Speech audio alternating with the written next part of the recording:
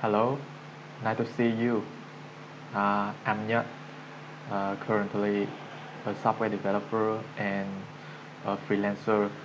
So today I'm gonna show you how I make a small script using Python that will log into Twitter.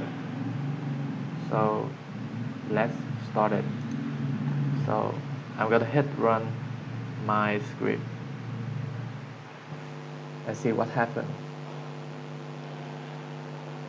Okay, my script is start running and it auto open the Twitter and then send the username and password, and okay, it successfully log in into the Twitter, and then I can scrape the data from any account in Twitter.